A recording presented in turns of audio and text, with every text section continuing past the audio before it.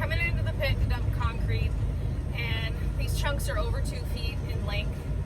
So I just wanted to make a video about how to properly dump concrete, especially concrete that big, because it can be definitely dangerous. You want to make sure that the box, this is even more important than when you're dumping dirt, is you want to make sure that you watch out for your CB mic that's going to fall out of its holder. But you want to make sure that the box is completely level before you lift it up. And this dump is notorious for having basically not being level. I don't know what Drew's doing in here, but he's messing it all up. So as soon as I get up here, I'll get backed in and get it level and dump out the concrete, and I'll show you how big the pieces were. I think that some of them are up to 3 feet. They're huge.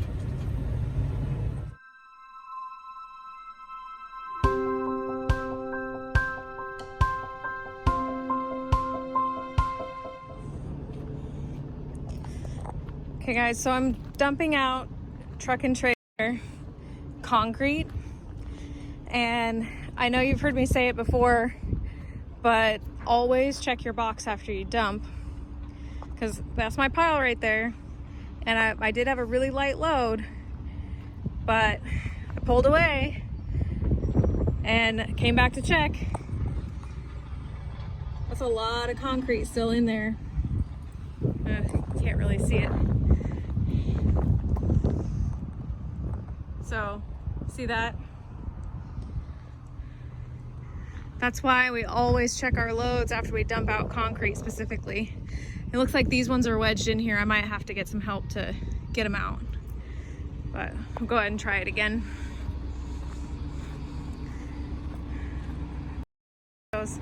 It looks like they're wedged in there, like on the sides. And try it one more time. Alright, so I'm backing back up to my pile because I don't want to dump it out on the ground by the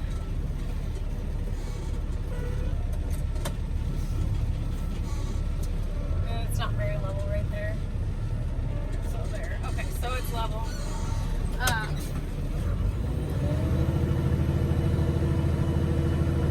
There's a guy here that's gonna help me. It looks like if I can't get it out, but it doesn't look like it's coming.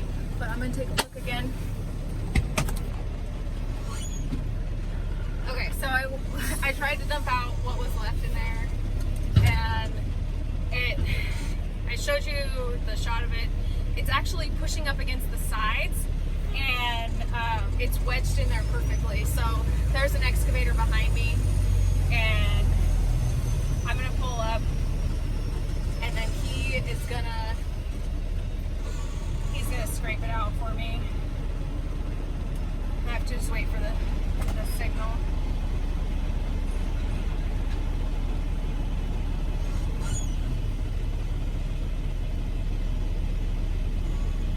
Just wait for the guy to give me a signal.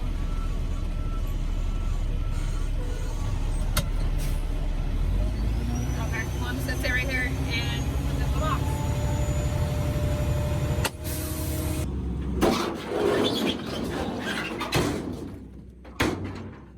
That's easy and loud. Okay, so you saw that. I was able to have him just push it right out. It came right out as soon as he just touched it.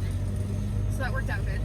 And now, because that mess is on the ground right there, it would be hard to back up and try to dump. So I'm just gonna turn around and I'm gonna hit it on the way out of the dump site to dump my truck.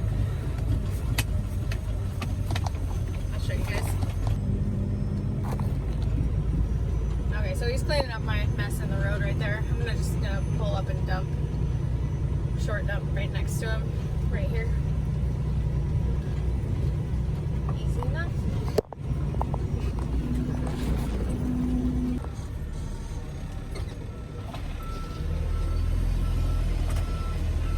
Okay, so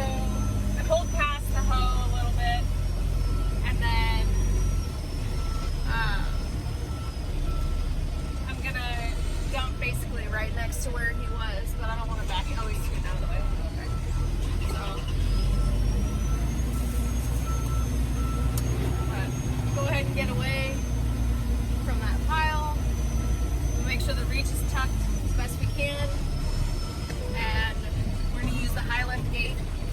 So, I've said this before, and I don't know if you guys know this, or maybe you haven't heard me mention it. I don't have a high lift gate for my trailer. I only have one for my truck. And our newest truck has a high lift on the trailer, but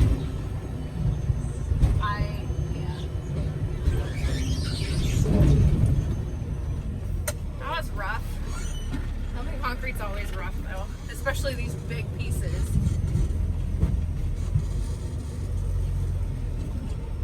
It's always best when dumping big pieces of asphalt or concrete to put on this truck, put your trailer to the passenger side, because like I've said before, my reach locks, my air cans are on the passenger side. So if the trailer's to the passenger side, the air cans are then on the front and you're dumping away from them, not into them. I've definitely blown out a few air cans dumping concrete. With the high lift gate, it's way easier. Everything seems to slide out better. Reach is relatively clean. It's time to head back to the shop. All right, so I'm leaving the dump site here, or it's a concrete recycle center, and I come in here quite a bit, and today I was out on rent to this company, and they're giving me a hard time when I got here about coming in right as they're leaving, and so because everybody's getting ready to leave, and I come in right when everybody's leaving, and then I have a rough time up there, and they have to come up and help me get dumped out, and telling me that I'm always a nuisance. It was pretty funny. Okay guys, so we just finished the day, ended with that concrete dump, and I know you guys had some questions, or you guys wanted to hear the story about the time that my reach broke. I definitely can tell you guys that story. I think that it would be better if I had my brand new camera, but it broke. I don't know what happened. So I had to send it back yesterday, and hopefully I'll have my camera back. That's why I'm back to filming the old way, as you can tell. But I'm gonna unhook the trailer because I'm solo tomorrow. I always like to do that at the end of the day. If I'm gonna change it up for the next day. But the story about when my reach broke, it was a pretty crazy thing. So I was driving, I think it was a 1992 T800. So it was an older truck and trailer. I was working for a pretty big construction company, but it was before I joined the union. And it was a really good job, and they took really good care of their equipment, even though I had an ancient truck.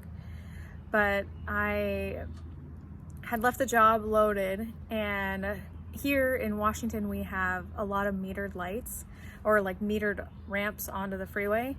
And I stopped at a metered ramp, and I pulled my trailer brake, and I switched my switch to unlock my reach, and I pulled it forward, and as I pulled forward, it hit the bump stops and it stopped, and then it lurched forward again and stopped.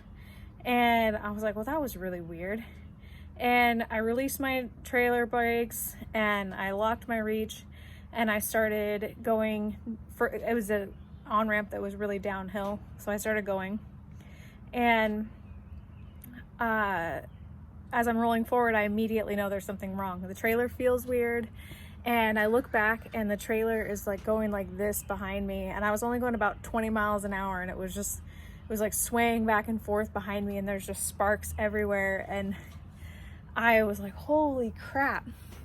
And so I pulled over, and when I came to a stop, my trailer seemed like it wasn't gonna stop, and then it did end up, like, it slid and then stopped right behind me, and I got out and checked, and I'll show you guys here on my trailer exactly where it broke. Okay, so where it broke on my other trailer, not on this one, was right here. It split like right here where it's connected, where it's welded on. It split right there, and this part was twisted to the side. I wish I had pictures. I took pictures at the time, but I don't know what happened to them. But this twisted to the side and was underneath this air can, and this air can was still intact. But this tire here was completely flat because the actual reach part had slid right into that tire, and the safety chains were still attached because the chains were latched behind where it broke, luckily. And so this tire was flat, the air can was safe, all of the electrical and the air lines were sheared off, and honestly I don't know how the trailer was still rolling at all. But that was one of the scariest things that have ever happened to me in a truck, and I just sat on the side of the road dumbfounded. And I called our dispatcher at the time and told him, you know, what had happened, and he didn't believe me. I had to send him the pictures, and he finally believed me once I sent the pictures. It's pretty crazy. So after that had happened, they sent the mechanic out to come take a look at what happened, because I was loaded, so I couldn't get, you know, like, they could tow me or lowboy the trailer, but they're gonna figure out how to do that. And so what ended up happening is the mechanic came out and he looked at the situation, and we took the part of the trailer hitch that was still connected to the truck, and he cut the part of the reach that was still connected to that part out, and then welded it back onto the reach. And then we spliced all the lines, and it definitely wasn't straight. But then he followed me to the dump site, and we actually ended up going to a different dump site. We went to the one closest to the yard, and I was able to get dumped out after he'd done all this welding, and the repair took a couple of hours, and it took my help too, because all that welding on the side of the freeway in the summer, there was a lot of fires, so I spent most of the day either giving him a hand or fighting fires on the shoulder. It was insane, but luckily I've never had something like that happen again. And I definitely check for cracks more now after that happened than I did before. I think a lot of equipment failures cause you to be more cautious, and it was just really scary. But I'm really glad that I was moving so slowly when it happened, and like frame breaks and things like that, everybody will tell you that they always happen when you're moving slow. Just like when my friend's trailer, when the hinge on his trailer broke, and it basically broke into two pieces, his trailer did. It happened when he was moving slowly through a pit. And that's when there's the most stress on the equipment, is when you're moving slow, or like when you're yanking on your reach to stretch it out. But it was a fun day. I hope you guys enjoyed my issues with the concrete today. And hopefully in the next few days I'll have my camera back.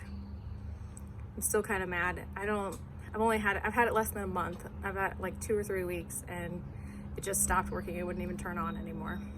And tried everything, but I was able to ship it back to the manufacturer yesterday, so I'm hoping that it'll get there in the next couple of days. It's only going to California, and I hope my new camera will be back by next week, and we can resume cool shots of the trailer dumping. We'll see. It would have been nice to have today to show you guys the concrete, but it's all good. Like always, thanks for watching, and I will talk to you guys later.